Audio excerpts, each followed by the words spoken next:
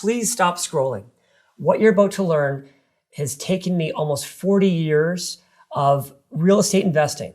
Since the age of 14, I've been buying, renovating, and renting real estate. Now in 5 different continents, 15 countries. I've helped the number 1 or number 2 real estate developer grow their businesses. We've done over $6 billion in real estate. But the innovation you're going to learn about today is incredible. This is the most important development in real estate in over 40 years, and I'm so excited you're going to join me. So it's a great question. So we have a mandate. We're looking for properties. The lowest end property that we will look at is about $1 million, and it goes to $5 million. And it's much less expensive than some of our competitors. Most of our competitors are at the real high end. But we think there's a huge market in that $1 to $5 million range. Now, $1 million does not give you much in terms of a second home in the United States anymore, or Canada.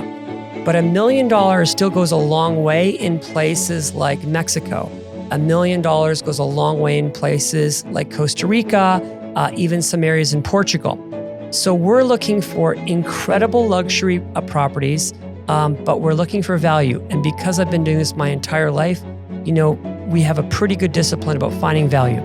So the first thing is, if we're buying a home between $1 million and $5 million value, if you divide that by 1/8, it gives you an idea of kind of a starting price. So our least expensive fraction right now is about $100,000. Our most expensive fraction right now is about $500,000. So I would say it's affordable. Now again, a second home is a luxury.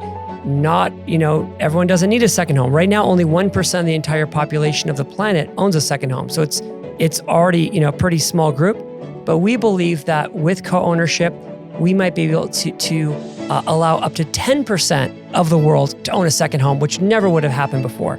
Because not only are you paying 1/8 of the cost one time, but you're also paying 1/8 of the cost to operate those homes. And these homes are expensive.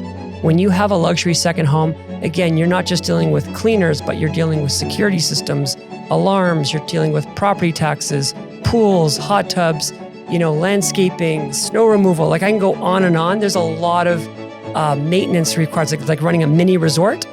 So having 1/8 of the cost versus 100% of the cost is a tremendous savings. So we have properties at different prices. I would say an average might be $150,000 for an 1/8. Obviously, if you want to buy 50% of a home, that'd be about $300,000, but very affordable. I mean, if you think about, what kind of second home could you even purchase under $1 million? It's usually a place that needs a tremendous amount of work. Maybe it's a tear down, but it definitely doesn't have an interior designer do all your furniture. It's not a luxury property. But with $150,000 for an 1/8 or $300,000 for half of a Casaco home, it's spectacular. And obviously you can see that on our website. We've got some incredible properties in Canada, the United States, Costa Rica, Mexico, and soon Portugal. So because I started my journey in real estate quite young, I started at 14, I bought my second home maybe younger than most people. I was 30 years old. And I was going up to Muskoka a lot. Two of my friends were professional hockey players.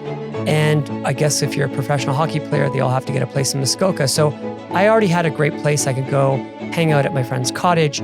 But by the time I was 30, our business, N5R, we were already in the top 50 fastest growing companies. We had done that 2 years in a row. So financially, I was able to buy a second home, and I didn't want to just keep staying at my friend's cottage. So my second home was a 700 square foot condo on the lake in Muskoka, and I loved it. Everything was perfect until I met the woman that was going to become my wife. And she said, what, this 700 square foot condo is beautiful. I love it. It's right on the water. But one day we're going to have kids and we should think about that. And I said, yeah, we got a pull-out couch for the kids. And she didn't love that idea. So we ended up buying a huge, 5,000 square foot, 7-bedroom cottage, which probably was a little bit, I know is way bigger than we should have bought. But regardless, we did end up having 3 kids. And some of the greatest family memories ever in our family were from that cottage. That's the good news. The bad news was I ended up with a part-time job, just dealing with the landscapers, the snow removal people, the home security people, the internet people, like I can go on and on about how much work it was for me. And then what happened was at the time we were living in Florida, we were spending the summers in Muskoka, it was perfect. But later on, things changed. My wife actually got a job and she said, guess what? I only get 2 or 3 weeks off a year. And I said, wow, so you mean we can't spend all summers at the cottage anymore? She said, no. So I started thinking, well, this is a pretty expensive place to run. So I thought, okay, well, maybe I'll rent it. And I had never done, this is actually pre-RBO. We had VRBO at the time. So what I didn't realize is how much work that was going to be. Very profitable business. We had one of the stars of Harry Potter, Daniel Radcliffe, was one of our big customers. He'd come in for a month or two every year. He loved it. So we had some great clients, but you're really running like a hotel operation and everything has to be perfect. So I didn't realize how much of a time commitment it was going to be for me. So I ended up selling the property. Then I realized what happens, why people don't sell their second homes. When you sell your second home, all of a sudden you went from being the hero of the family and hero of your friends, because everyone loves a free place they get to go to. All of a sudden you're like the worst person ever. Like, Dad, what do you mean you sold the place? Or your friends or family like, oh my gosh, we have no place that we can go and stay. So I realized again why a lot of people never sell their cottages or second homes. It's because you go from hero to zero overnight.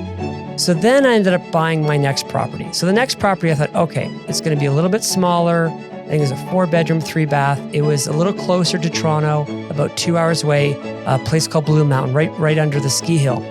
And I loved it. And then one thing I realized on that particular community was my parents were going to spend a lot more time there because they just happen to love that area. So in the second home we bought in that area, they were there all the time. They were kind of doing a lot of the maintenance. They were taking care of it. It was a wonderful experience. But again, back to second homes. We all overthink how much time we're really going to use it, and we don't use it that much. So what I found in my own usage was less than 30 days a year.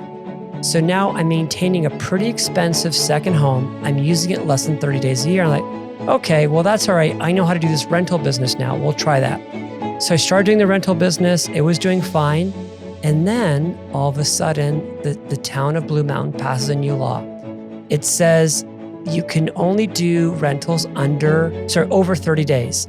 So no rentals under 30 days. So I thought, I don't really think they're going to enforce that. So we had a tenant or a renter come. They're going to stay for 10 days. I didn't really think much of it until all of a sudden my renter called me and says, the police are here and they want to speak to you. I was like, what did you do?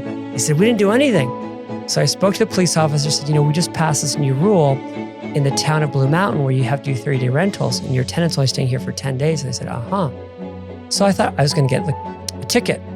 Well, I didn't realize the ticket was for $50,000. So then I had to hire an attorney, which of course you're in a small town, small area, it's hard to find these attorneys. That was a $5,000 retainer. Months later, the attorney calls me from the courtroom, says, good news. I said, great, did we win? He said, yeah, sort of.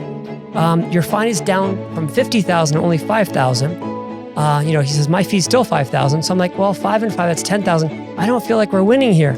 So what I realized, even these small towns, we're going to take enforcement very seriously. So to summarize what I learned about second home ownership, it's incredible.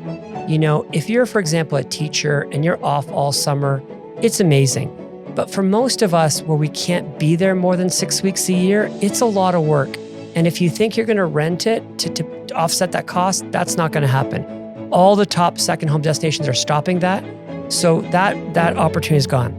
So unless you're really wealthy and you don't mind having a home sit vacant 10 months a year, they maybe don't care. But from an environmental perspective, from a sustainability perspective, if you're like getting rid of plastic in your life and you're like moving to paper bags, you should probably not be running a property 365 days a year that you're only using 30. Like that doesn't make any sense either.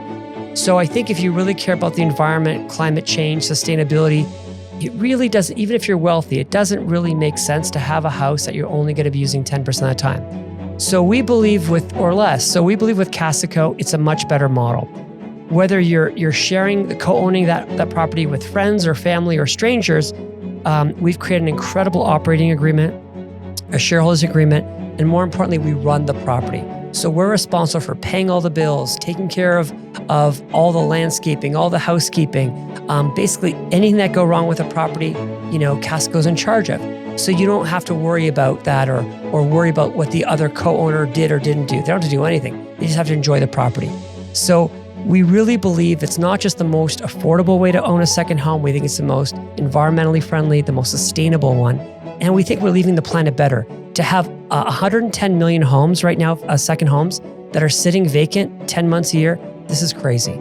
So this is not about building more properties. We don't need to build more homes. This is about efficiency and utilization. Similar to Uber. When Uber started, they realized the average car sits idle, just sits there in a driveway 23 out of 24 hours a day. Most of us use our cars 1 hour a day. That doesn't make a whole lot of sense. So similar to Airbnb that realized how many bedrooms and rooms that people never utilized, and now there's over 1 billion people now using Airbnb. We think that this is an idea whose time has come. And now that we have a legal structure that supports it with these LLCs, we think it's how most people are going to own second homes in the future.